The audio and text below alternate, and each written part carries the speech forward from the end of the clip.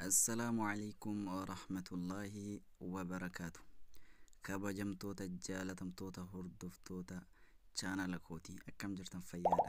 Bakkuma jirtaniin nageenya rabbii isiniif haa baay'atu jecha har'a guyyaa jummaadha. Guyyaa jummaa kana ergama rabbii sallallahu alaihi wasallam zikrii baay'isaa du'aa baay'isaa quraana qara'a jedhani sallallahu alaihi wasallam.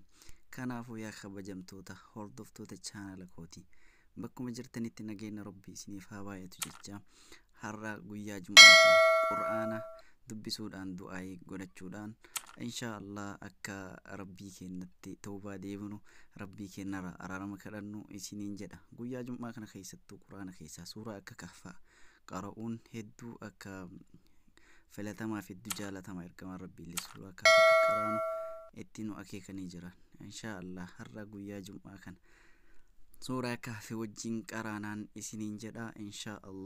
Inshaallah bakkuma jirtanitti nageenya rabbii isiniif haa baay'atu jecha warroonni like godhin subscribe gochuudhaan YouTube keenya channel keenya subscribe gochuudhaan maatii nuuf ta'a isiniin jenna. Bakkuma jirtanitti inshaallah bakkuma jirtanitti har'a suuraa kahfi ajrii guyyaan jum'aa ajrii qur'aana dubbisuun qabdu waliin haa qooddannuun isiniin jedha.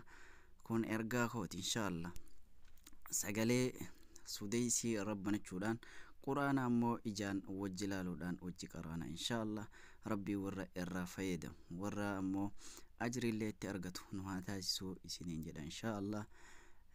Hanga dhumaatti hanga suuraa kaafii akhiraatti inshaallah wajjin qaraana turtiin keessan na wajjin haa ta'u isiniin jedha inshaallah.